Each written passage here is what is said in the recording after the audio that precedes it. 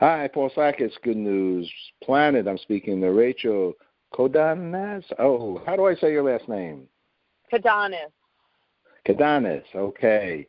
Rachel's a best-selling author, and she has a upcoming tour, which she's doing now, but it's for her newest book called Finding Peace, One Piece at a Time. And it starts off Finding Peace, P-E-A-C-E, comma, One Piece, P-I-E-C-E, at a time. Okay, and the piece, I believe, is you're sharing insights and practical knowledge on what to do with possessions left by loved ones who have passed away. And Rachel, I believe you had lost your husband at one point?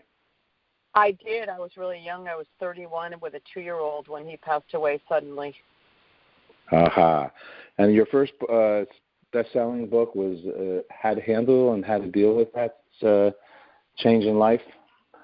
Well, indirectly and directly, it was titled similar to the way I titled my newest book, is Living with Loss One Day at a Time, because people think there's something to get over, but once you have a loss, even if it's a grandparent, once you have a loss, it's forever, and how to live with it and be with that person and still keep the connection. Uh-huh. And so we're now talking about one piece at a time. What do you mean by pieces, let's say? So what I learned through all that I've done over the last 20 years of speaking nationally, what I've learned is that we collect stuff, whether it's ours, whether it's our parents, whether it's the siblings.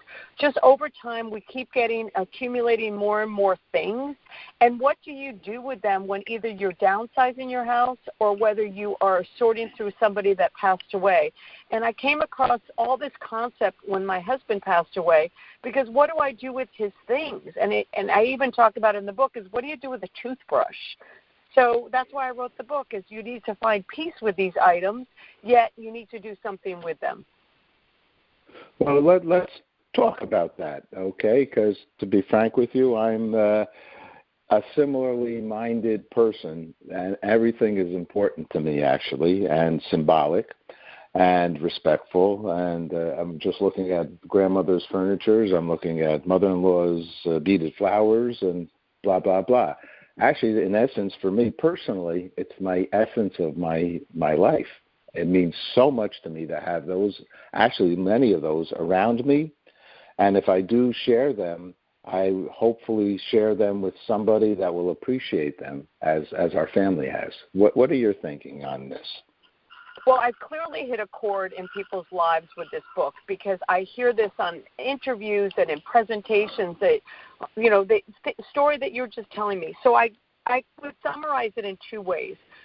If the item that you have tells the story of the history of your family or of you, if it tells the story, keep it, because it's all about telling our story.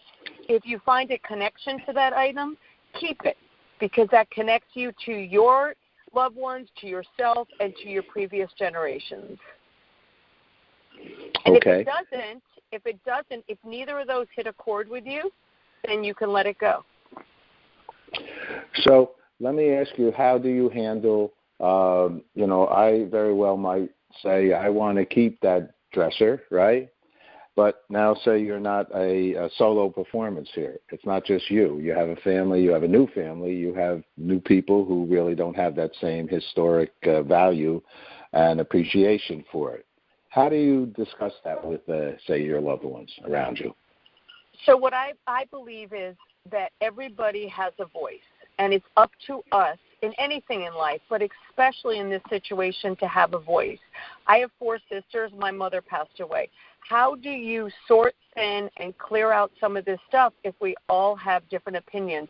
And the way for me, I believe, to handle it is allowing everybody to have a voice. I just did a presentation and part of this book tour, and I had 2 siblings in the room, and they started the conversation by saying, one of them said, I'm a keeper, and the other one said, I'm a thrower-outer.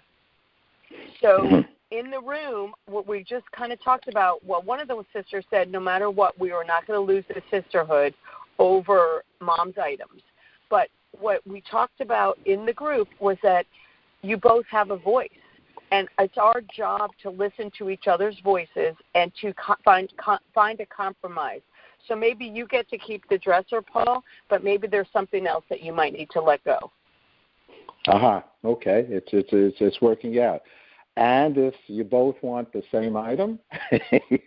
Okay, so I actually talk about this too. So there's a book, I don't know if you're aware of it. It was Sisterhood of the Traveling Pants, and it was a teenager book, and it was about these pair of jeans that didn't really go from house to house, but they got mailed to these 4 girls. In my family, what we did was when we couldn't decide on something, we were doing my mother's jewelry, and one person got it for 6 months, and then we moved it to another person. And as time moves away from the loss, you may not have that same interest. 3, 6, 9 months down the road, you may not have that interest, but right on the onset when you're sorting, you might have that interest. So in my opinion, is share it. There's no deep rules. Share it. And even if it's a piece of furniture, deal with it. You bring up I like that thought of what you're saying now, but you also bring up an interesting point about time healing wounds.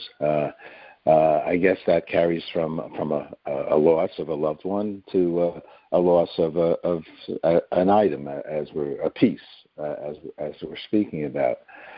Do you think that do you think that time can heal a loss? Say, I'm going to use a loved one because you speak on that as well. Time. So I think time softens a loss. I don't know if you ever fully heal from it, because I think that you always will be. Just even think of an elder relative that you lost at the time was for it to loss. Like, let's just pick a grandmother, okay? We still love their foods. We love their smells. We love the little sayings that they taught us. So they'll always be there, and there'll always be a little bit of a scab when they're gone. So that's why I said it heals it. It doesn't ever go away. But that little scab that you get, and when you smell that, it's a beautiful thing. So it's when I say time heals, it just finds it just softens the situation. Is that similar to finding another love in your life? So I am remarried. That's a good question. I am remarried, but I feel just like I'm talking to you today. I'm talking about my loss of my first husband, and yet I'm still today working on all these. This is what are my endeavors with my new husband supporting me. It's just different, and I think when we really have a loss, in my opinion, is we don't compare. I think other people think we might compare these two husbands, but I'm a totally different person than I was with my deceased husband, because I've learned so much about me and life that I can't go back in time. Okay. Tell us some other aspects in the book that you share. So what I share in the book of Finding Peace One Piece at a Time is I talk about how you find peace, and I shared that earlier. You find peace through you wanting to tell the story and wanting to keep the connection. And in the book, I talk about how to sort through it. And I talk about the 10 essentials. We don't have time to go through them all. But in pretty much what I say is accept a trigger. Then that trigger is when you're ready to start the process. You might be looking for something. You might want to get the car in the garage for the winter if you live there's a garage. You might want to share something. It usually starts that you're digging in a drawer, or you have to move elderly parents, or not even elderly, or you want to downsize yourself. That's the trigger, and I say accept it, because as soon as it comes, it gives you the opportunity to really dive into it. I also talk about building a team, somebody that can help you, somebody that can look you straight in the eyes and say, do you really want to keep that? What's the story behind it? Why is it that you want to keep it? And I talk about my book, how I kept my crib after my husband died, because my daughter was 2. And the last night a father and daughter were together. I never had another baby, but I just couldn't get rid of it. So I talk about those types of things in the book. I'm smiling here on the other side of the phone because I saved my daughter's crib for 30 years. Actually, I did get divorced, and I'm best friends with my mother and my daughter, 50 years. And however, I held on to my daughter's crib 30 years. She got a baby, and basically the reality was the times had changed. The size of the crib, the the spokes between the, each one of them had changed. So in essence, after all those years, we realized we couldn't use that crib. It wasn't safe anymore. I guess things do happen. But it's funny what we're connected to, and that's why I stressed at the beginning of yours and my conversation is how do you find peace? It's the things that you're connected to. It's not that we're hoarding. I don't even talk about hoarding because that's not what we're doing. We're keeping the items because we're emotionally attached to them for some reason. I agree. And within those 30 years, I did mention, I even have my daughter's crib in the basement. So it is what it is. Well, I'm very so much happy for you. And for those that are able to share and listen and grow from your wisdom here, do you have a website that's also informative?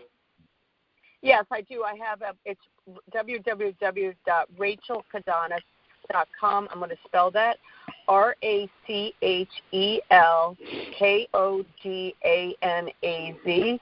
I'm actually in Kansas City right now, and I'm flying to New York today. I have a whole week of programs that I'm doing, and they're listed on my events page.